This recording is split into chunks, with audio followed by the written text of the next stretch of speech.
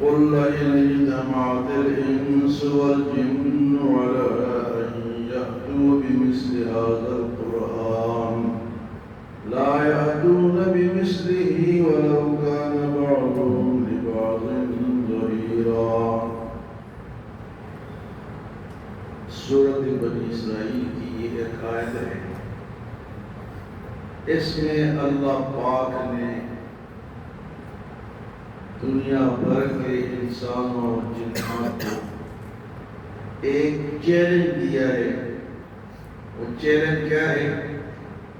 قل، میرے نبی آپ کہتے ہیں کہ اگر قل لئن اجتمعت الانس والجن، اگر تمام انسان اور جنات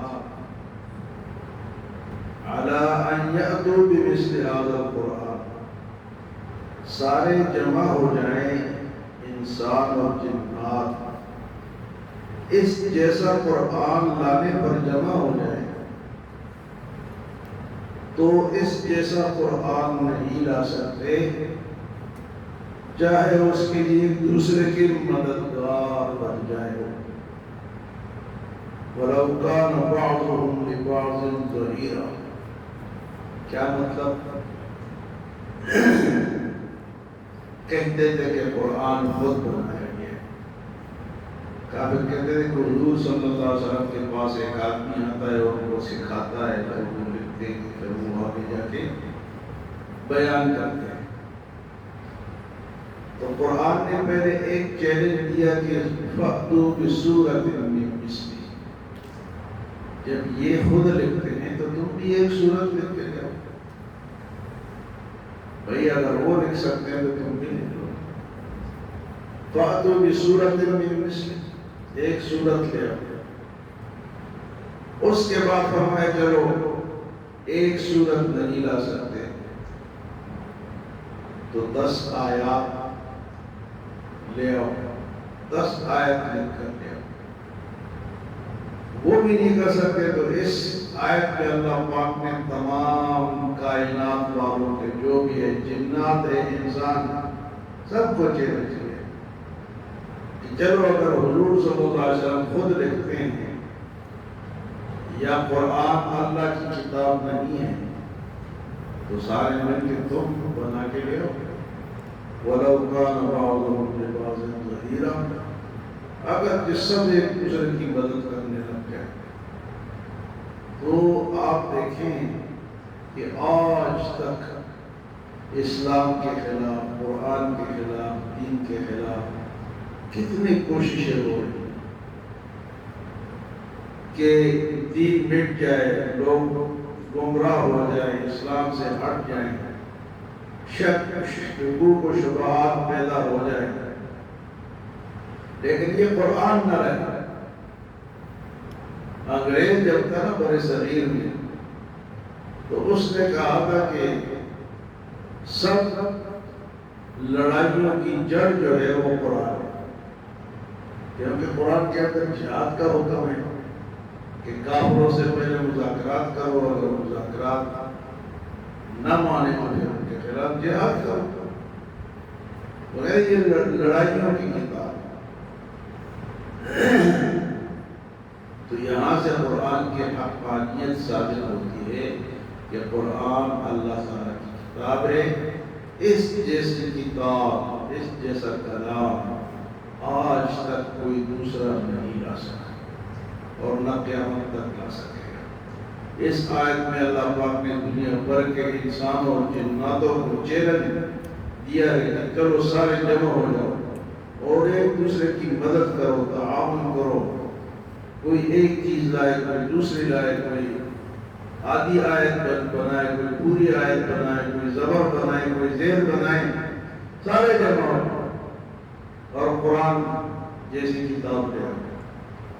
تو فرمایا وَلَوْ كَانَ بَعْضُهُمْ لِبَعْضٍ ظَهِيرًا، سب ایک دوسرے کی مدد کرنے لگ جائے، کوئی کمپیوٹر لے آئے، کوئی سیاہی لے آئے، کوئی جناب پیسہ دے دے، اس جیسا کلام بنانے لگے، لیکن آج تک نہ بنا سکے اور نہ بنا سکے۔ تو اللہ پاک فرماتے ہیں سورۃ بنی اسرائیل کی اس آیت میں قل آپ کہہ دے لئن اجتمعت الانس والجن، آپ کہہ دے کہ انسان اور جنات جمع ہو جائے علی ان یأتوا بمثل هذا القرآن، اور اس جیسا قرآن لے آئے، تو لا یأتون بمثلہ، اس کی مثال نہیں لا سکتے، لا یأتون بمثلہ وَلَوْ كَانَ بَعْضُهُمْ لِبَعْضٍ ظَهِيرًا، اگرچہ وہ بعض کے مددگار بن جائے، ساری دنیا ایک دوسرے کی مدد کرنے لگے، اگر یہ قرآن اللہ کا کلام نہ ہوتا، انسانی کلام ہوتا، تو آپ کے خیال میں کیا آج تک یہ بنا نہ لیتے؟ یہ قرآن بنا لیتے؟ حضور صلی اللہ علیہ وسلم کے دور میں بھی کوششیں کی انہوں نے، لیکن نہیں بنا سکے، آج تک نہیں بنا سکے۔ ہاں، قرآن کے اندر انہوں نے تحریف ضرور کی، تحریف کہتے ہیں کہ بدل دے، آیت کے ترجمے کو بدل دے، غلط ترجمہ لکھ دے، اپنی مرضی کا لکھ دے، لیکن اس کے لیے علماء موجود ہے، وہ فوراً پکڑ لیتے کہ فلاں آدمی نے فلاں ترجمہ کیا ہے، اور اس کے اندر یہ اس نے کیا دجل کیا ہے، فریب کیا ہے، جھوٹ بولا ہے، وہ پکڑ لیتے ہیں۔ تو نہ لفظ جیسا کوئی لفظ بنا سکا ہے، اور نہ ترجمے جیسا کوئی ترجمہ بنا سکا ہے۔ یہ ہے قرآن پاک کی حقانیت، اور اسی لیے قرآن قائم ہے۔ یہاں ایک فرقہ ایسا بھی ہے جو کہتے ہیں کہ یہ قرآن جو ہے یہ اصلی قرآن نہیں ہے، اصلی قرآن امام غائب کے پاس ہے، اور وہ غار میں لے کر کے اور قیامت کے قریب لے کر آئیں گے۔ اس کی 17,000 آیتیں، کتنی آیتیں ہیں؟ اس کی 6,666 آیتیں ہیں، اس قرآن 6,666 آیتیں۔ وہ کہتے ہیں اس قرآن میں کتنی آیتیں ہیں؟ 17,000 آیتیں۔ وہ قیامت کے قریب وہ امام غائب لے کر آئیں گے، ہم پھر اس پہ عمل کریں گے، اس کو ہم کو نہیں ماننا، کیونکہ اس میں صحابہ کا ذکر ہے، صحابہ کی پیروی کا ذکر ہے۔ فرمایا اگر ایمان لانا چاہتے ہو فَإِنْ آمَنُوا بِمِثْلِ مَا آمَنْتُمْ، ایمان لانا چاہتے ہو تو ان صحابہ جیسا ایمان لے کر اپنا ایمان ان پہ پیش کرو، اگر تمہارا ایمان ان جیسا ہے تو قبول ہے۔ وَإِنْ آمَنُوا بِمِثْلِ مَا آمَنْتُمْ وَإِنْ تَوَلَّوْا فَإِنَّمَا هُمْ فِي شِقَاقٍ، اور اگر یہ نہیں ہے تو شقاق ہے، جھوٹ ہے، دجل ہے، فریب ہے۔